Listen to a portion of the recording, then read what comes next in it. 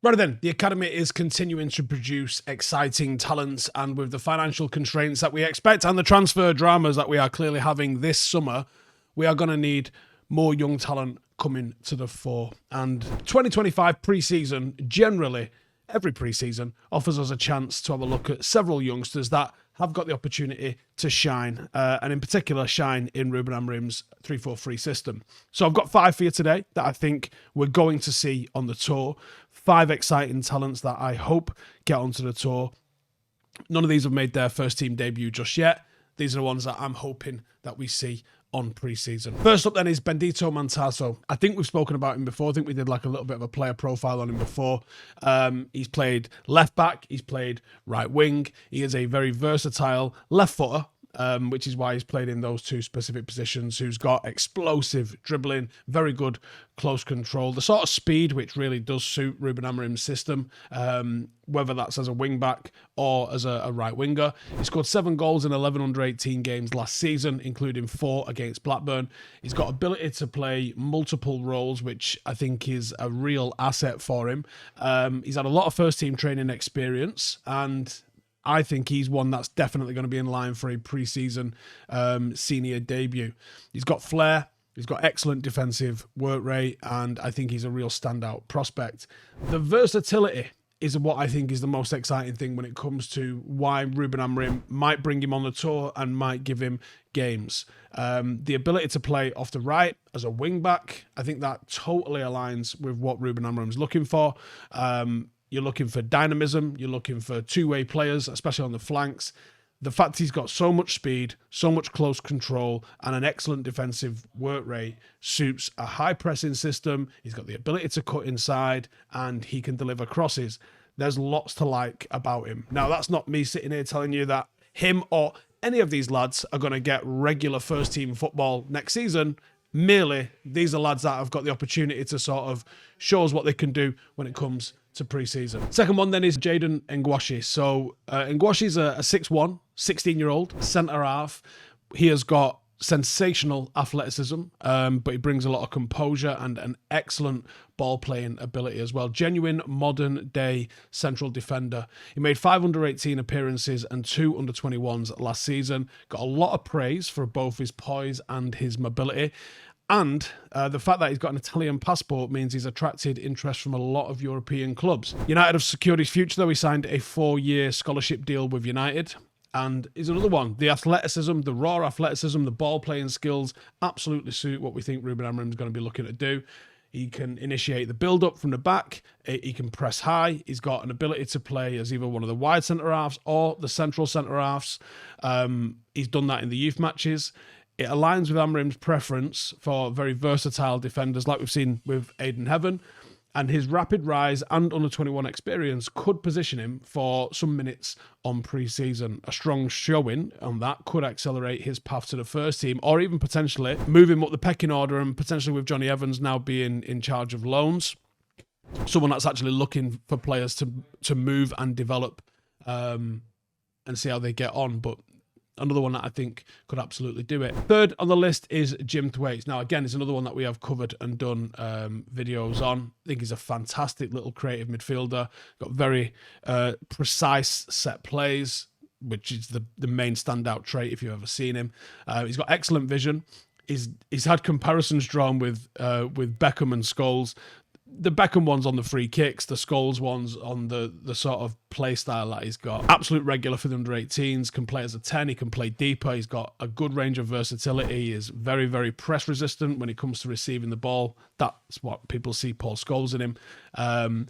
He could be a very desirable profile if he's able to take the physical step up to the next level. His passing range is outrageous, and his set plays are outrageous. And they could actually address some struggles that United have had. We only had 4 set-piece goals in 24-25. That might be something that accelerates his progress. He could be a bit of a hybrid 8-10, very similar to Bruno Fernandes, if a little bit different in the way he would deploy that. But pre-season's a real big opportunity. When you see an 8-9 substitutions at half-time, I could easily see him coming and doing 45 in place of Bruno Fernandes in the team. And it'd be one that would love to see kick on and develop in the future. Fourth on the list, again, another player that we have covered, and that is Shay Lacy. Spent a big chunk of time out with an injury. I would compare him to Phil Foden in both stature, but also play style. He's just the opposite side. Very silky left foot. Phenomenal dribbling. Unbelievably technical footballer. Has been touted for a long time as one of United's brightest prospects. The injury setback that he had in 2023 left him out for a long time, which has really taken him off the radar for a lot of people. But he got back in the under-18s last season and he showed everyone what he's all about. The technical quality's not gone away. The flair hasn't gone away. Just needed minutes. And I think that'll continue. And he is going to show people why he's so highly rated. Can play as a right winger, can play as a 10. Definitely fits Amorim's attack-minded setup. He's got the ability to cut in from the right or nip play centrally with that absolute wand of a left foot. Loves to operate in between the lines. From a technical level, it's a kid that can do anything, genuinely. Physically, he's got a bit of growing to do, and that's going to be the challenge for him to cement a senior role. But wonderful footballer. Had a bit of time out and a bit of bad luck with injuries, but this is the time now that I do think we are going to see him on pre-season this year. And I think that some people are going to be blown away by the genuine quality that this kid possesses. And finally then, again, no stranger, Amir Ibrahimov, an England youth international that is like a Mancunian, Dagestani version of Wayne Rooney. Versatile, aggressive, quick. He's got a knack for scoring, both spectacular but also volume of goals. Capable of playing as a striker, as a winger, as a midfielder. Probably more suited to that sort of number 10 style of Wayne Rooney, playing off somebody else.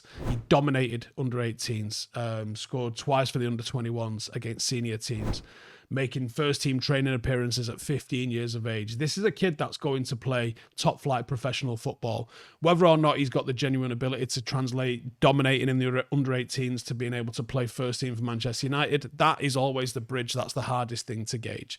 But he's got a chance, and that's all we can ever say about someone. He's absolutely got a chance. He can press, he can pass, he can score, he can create. You know, he's a serious talent, and I think in the system that we're having, him as an understudy to the likes of Acuna or an Mbeumo, as even like the third choice behind them at the age that he's at now, 17, would be sensational for him. He's definitely going to need to go out on loan and get men's football at some point, but for pre-season, I want to see him on the plane and I want to see him on the pitch and given an opportunity. And I think if any of these kids get that opportunity, they'll impress us. Because if we can do one thing right at United, it is finding academy talent. Nurturing them and turning them into the genuine article in the first team, well, that's a different story. But the talent is there. You've just got to uncover it and then see what happens from there.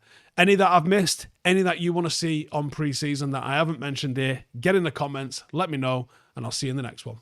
Laters.